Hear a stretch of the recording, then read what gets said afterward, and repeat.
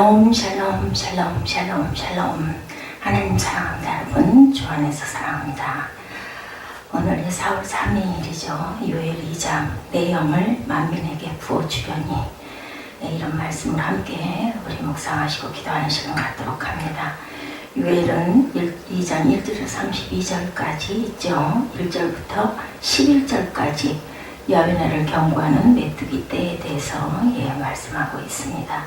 그리고 야훼께로 돌아오라고 12절부터 17절까지 하나님께서 말씀하시죠. 요엘을 통해서.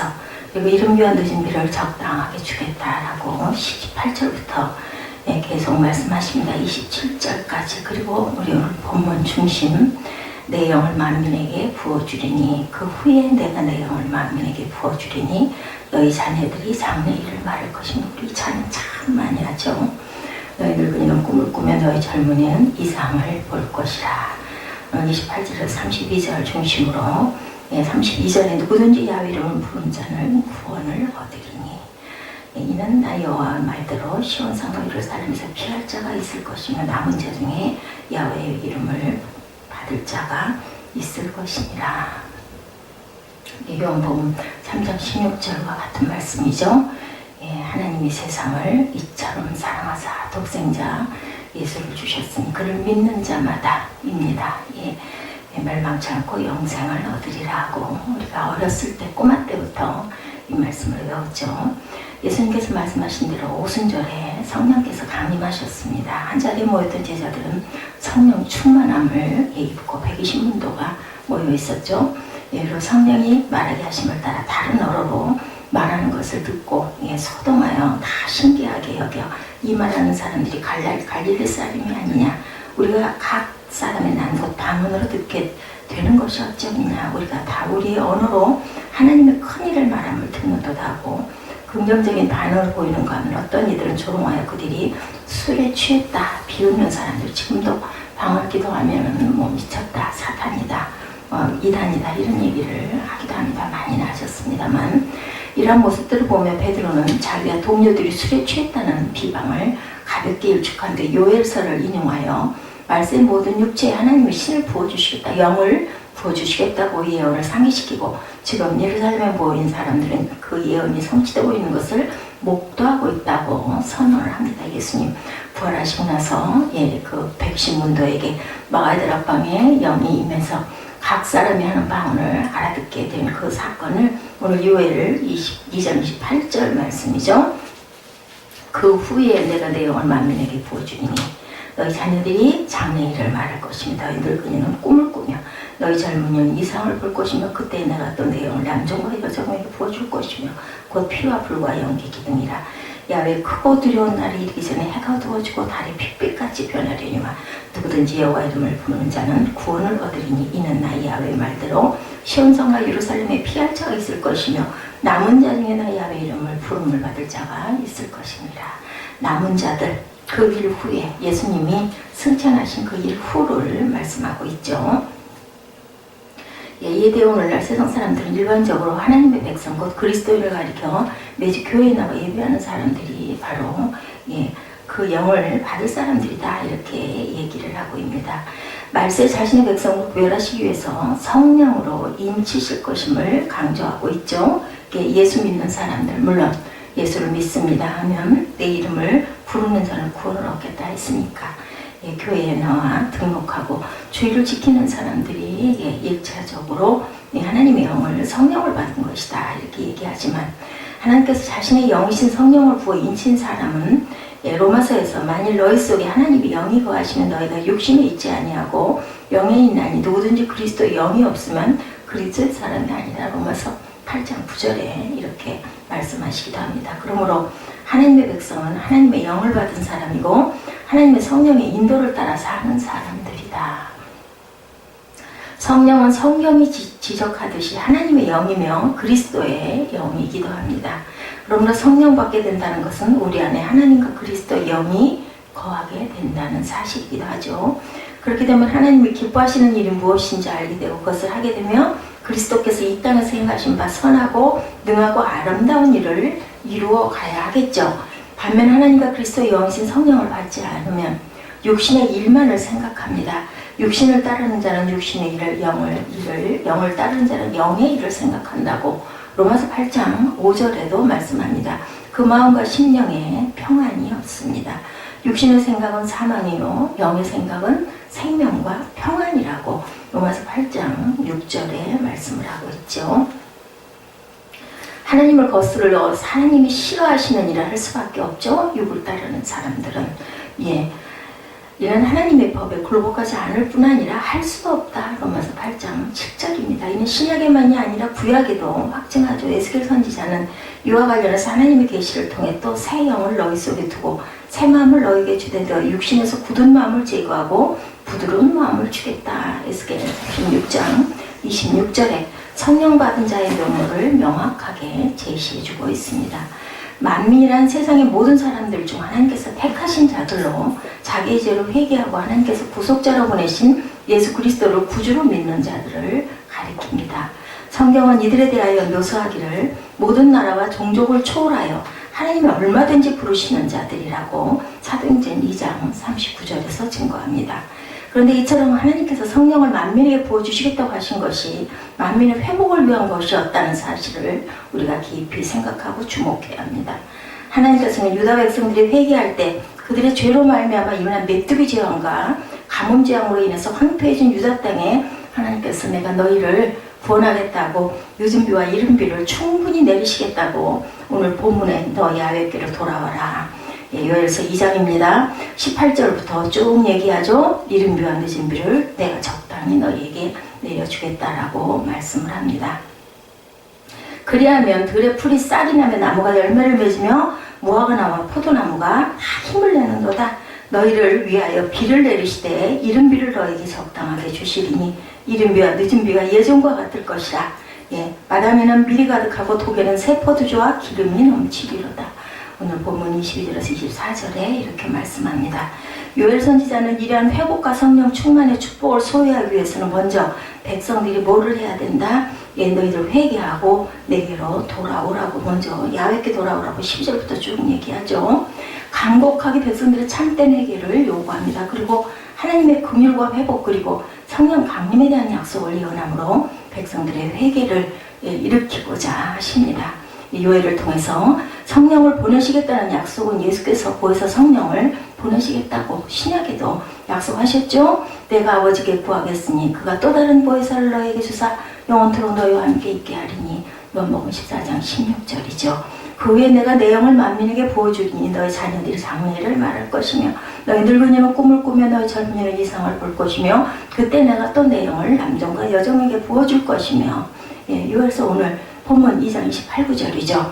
세 종류의 사람들을 나열하고 그들이 행할 일을 제시하고 있는데 이 사람들은 세상 모든 부류의 사람들을 통칭하는 것이라고 할 수 있고 그들이 행할 일들로 제시되는 바 장래를 말하고 꿈을 꾸고 이상을 본다는 것은 모두 미래지향적이라고 우리가 볼 수가 있겠죠. 그런 자들은 이러한 말씀이 이 말씀을 접하는 남유다 백성에게 그리고 더 나아가 세상 모든 민족에게 그토록 소망이 되고 희망이 되는 이유는 앞으로 다가올 야훼의 날이 누구도 희망을 가질 수 없는 크고 두려운 날이기 때문에 이 말에 위안을 받을 것입니다. 내가 이적을 하늘과 땅에 베풀리니 곧 피와 불과 연기 이동이라 야훼의 크고 두려운 날이 이르기 전에 해가 어두워지고 달이 핏빛같이 변하려니와 30절에서 31절에 오늘 말씀하시죠. 하나님께서는 해와 달이 그 빛을 잃고 변하는 것을 종말론적 여호와의 날 곧 최후 심판날 이름을 알리는 징조라고 말씀을 합니다. 벌써부터 온도와 여러 가지 공기의 징조들이 나타나죠. 이러한 징조가 종말론적 여호와의 날에 이르기 전에 나타나게 될 것이라는 사실은 후에 예수께서도 말씀하시죠. 마태복음 24장 29절에 그날 환난 후에 즉시 해가 어두워지며 달이 빛을 내지 아니하며 별들이 하늘에서 떨어지며 하늘의 권능들이 흔들리리라 이렇게 말씀합니다. 곳곳에 큰 지진과 기근과 전염병이 있겠고 또 무서운 일과 하늘로부터 큰 징조들이 있으리라. 누가복음 21장 11절입니다. 1월 성신에는 징조가 있겠고 땅에는 민족들이 바다와 파도의 성난 소리로 인하여 혼란한 중에 곤고하리라. 누가복음 21장 25절입니다. 특히 남유다 멸망에 에스겔이 예언합니다. 환란에 환란이 더하고 소문에 소만이 더할 때 그들이 선지자에게 묵시를 구하나 헛될 것이라. 제사장에게는 율법이 없어질 것이요 장로에게는 책략이 없어질 것이다. 에스겔 7장 26절입니다. 아모스도 예언하죠. 주 여호와의 말씀이니라. 보라 날이 이룰지라 내가 기근을 땅에 보내리니 양식이 없어 주림이 아니요 물이 없어 가람이 아니요 야의 말씀을 듣지 못한 기갈이라. 사람이 이 바다에서 저 바다까지 북쪽에서 동쪽까지 비틀거리며 여호와의 말씀을 구하려고 돌아다녀도 얻지 못하리라. 아모스 8장 11, 12절에 증거합니다. 이를 통해서 볼 때 정령 종말론적 여호와의 날이 임하기 직전에는 크고 두려운 이런 형상들이 나타난다. 그런데 하나님께서는 이러한 큰 절망 속에 빠진 남유다 백성에게 그리고 더 나아가 온 열방에게 새로운 꿈과 희망과 이상을 보게 되실 것이라고 오늘 본문 29절에 말씀하죠. 이와 같은 놀라운 징조가 나타날 때 그때 이렇게 말씀하죠. 그때라는 것은 그 영 곧 성령을 만민에게 부어주시는 때, 예수님이 승천하시고 40일 후에 120문도에게 그 영을 부어주셨을 때, 그렇다면 하나님께서 성령을 만민에게 부어주셨던 때는 이 예언이 오순절 성령 강림에 성취되었다고 우리가 믿죠. 그렇다면 한 가지 사실을 분명히 알 수 있는 것은 오순절 성령 강림이 종말론적 야훼 날, 곧 크고 두려운 하나님의 최후 심판날이 임박하였음을 알리는 결정적인 신호가 되었다는 사실을 우리가 다시 한번 생각해야 합니다. 오순절 성령 강림은 단지 하나님께서 만민에게 성령을 부어주신 말로서의 의무만 지닌 것이 아니라 크고 두려운 하나님의 최후 심판날이 임박하였음을 알리는 결정적 신호라고 우리가 깨달아야 된다.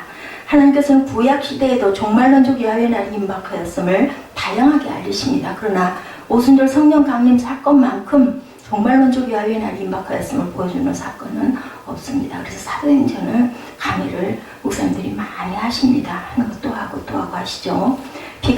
비록 해가 두려워지고 달이 핏빛과 같이 변하는 일들을 아직 나타나고 있지 않지만 주님께서 말씀하신 종말의 징조는 곳곳에서 계속해서 시간이 갈수록, 날이 갈수록 정도가 심하게 나타난다. 이제 오래 지나지 않을 때 해가 어두워지고 달도 핏빛으로 변하는 현상이 나타나게 될 것이다. 이제 그러면 종말론적 야훼 날, 곧 최후 심판날은 그렇게 되면 도래하는 것인데, 이러한 시대의 징조를 보면서 저와 여러분이 가져야 할 바른 자세는 과연 무엇일까? 이에 대해서 성경은 깨어서 근신하라고 명령하시죠. 그날은 가까우고 점점 가까우고 있으므로 오순절 성령 강림 이후에 성령 시대를 사는 우리들, 종말론적 의식을 가지고 살아가는 우리들은 항상 그 최후의 날이 도래할 수 있음을 알고 영적으로 깨어서 기도하며 살아가야 될 것이다. 야훼 이름을 부른 하나님의 백성들은 구원을 받게 된다고 오늘 본문에도 말씀을 하시죠. 32절에 누구든지 야훼 이름을 부르는 자는 구원을 얻으리니 이는 나 야훼의 말대로 시온산과 예루살렘에 피할 자가 있을 것이요 또 여기서도 남은 자 중에 또 말씀하십니다. 나의 부름을 받을 자가 있을 것이니라. 그날은 마치 출애굽기에 기록된 이스라엘 자손들이 출애굽을 가능케 했던 결정적 사건이었던 유월절과 연결이 됩니다. 이스라엘 자손이 출애굽하는 날에 애굽에는 장자의 재앙이 있었죠. 반면에 이스라엘 자손에게는 온전한 구원의 날이 되었습니다. 왜냐하면 임방에 어린 양의 피를 발랐기 때문에 그 자식들에게는 전혀 해하진 않았죠. 근데 야훼 이름을 부른다는 것은 입술로 하나님 이름을 부르는 것만을 말하는 것은 아니다. 하나님의 전적으로 믿고 의지하는 것을 얘기하죠. 그러니까 속으로 하나님을 믿어야 된다. 입으로만 믿는 그런 게 아니라 정말 우리가 심령으로 믿을 줄 알아야 된다. 예수께서도 나더러 주여 주여 하는 자마다 천국에 들어갈 것이 아니요 하늘에 계신 내 아버지 뜻대로 행하는 자라야 들어가리라고 마태복음 7장 21절에 말씀하죠.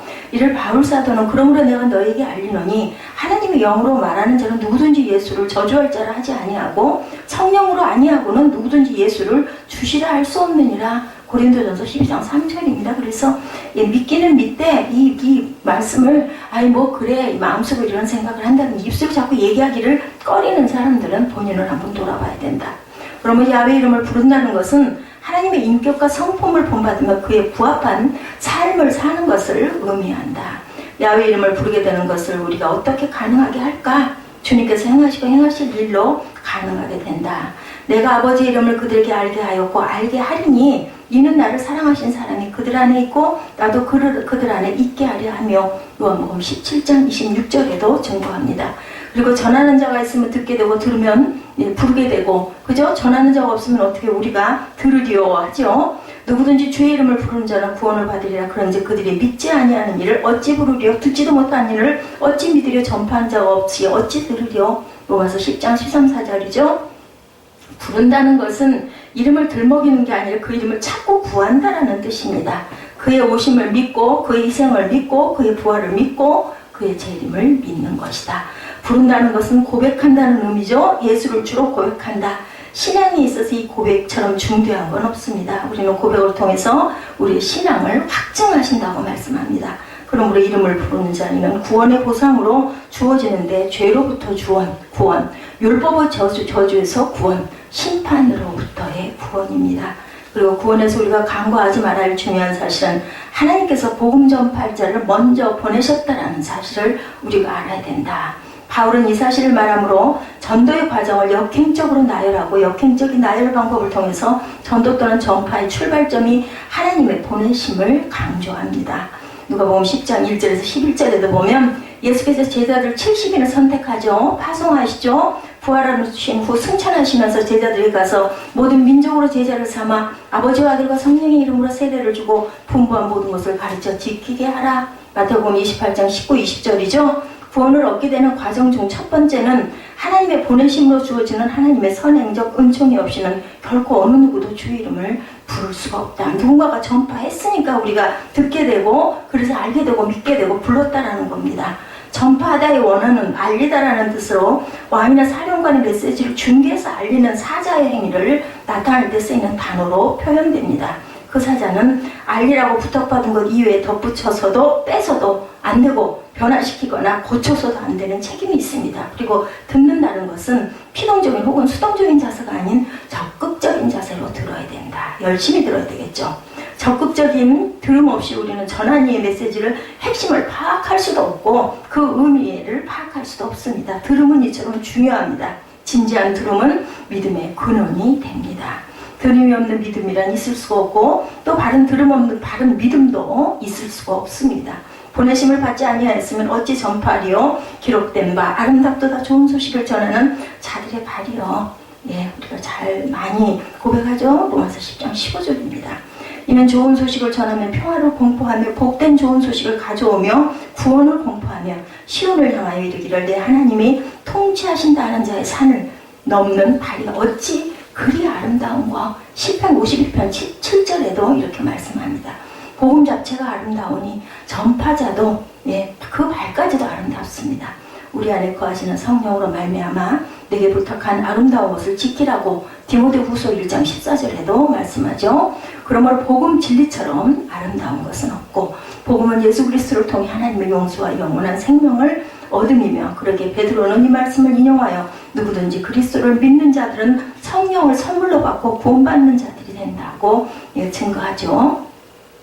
이스라엘 사람들아 이 말을 들으라. 너희도 아는 바와 같이 하나님께서 나사렛 예수로 큰 권능과 기사와 표적을 너희 가운데 베푸사 너희 앞에서 그를 증언하셨느니라.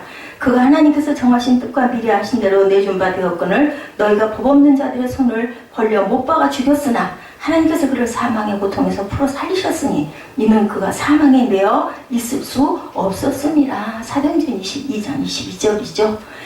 젊은 시절 그리스도께서 보여주신 비전을 부여받은 바울은 참된 이상이며 비전이신 그리스도를 푯대로 삼고 그리스도의 뜻에 순종하며 그리스도를 본받고자 한평생 헌신하며 살아갑니다. 성령의 충만함을 입은 자들은 거리로 뛰쳐나가죠. 여러 나라의 방언을 말하며 복음을 증거하고 담대히 사람들이 하나님 말씀을 직접 가르치기도 하고 그리고 또한 말씀은 점점 이방인에게까지 퍼지고 그에서 성령의 역사가 일어나죠. 오순절 성령 강림 이후 겁에 질려 제자들을 담대함을 얻어서 로마 제국에 체포될 것을 두려워하지 않고 복음을 전합니다. 베드로의 한 번 설교에 3,000명, 5,000명씩 회개하는 성령의 역사가 일어난 것을 우리가 봅니다. 복음을 듣는 자의 마음까지도 감동시킬 수 있는 많은 사람들을 그렇게 해서 주의 품 안으로 돌아온 베드로의 사역은 예수께서 주신 내 영을 만민에게 부어주리니 그 만민 중에 남은 자 중에 부음을 받은 그런 대표적인 인물이었다. 오늘 영을 부어주리니 요엘 2장 28절에서 32절까지의 말씀을 증거해서 사도행전까지 연결해서 말씀을 했습니다. 요엘서 2장을 보면 여호와의 날에 대한 경고, 메뚜기 떼를 너에게 보내겠다라고 말씀을 하시죠. 그리고는 다시 영을 부어주고 이른비와 늦은비를 너에게 적당하게 줄 거니 야훼께로 회개하고 돌아오라고 12절부터 17절까지 말씀하십니다. 18절부터 27절까지는 이른비와 늦은비, 그리고 오늘 중심 구절이었던 내 영을 만민에게 부어주리니 28절에서 32절까지 증거하셨습니다.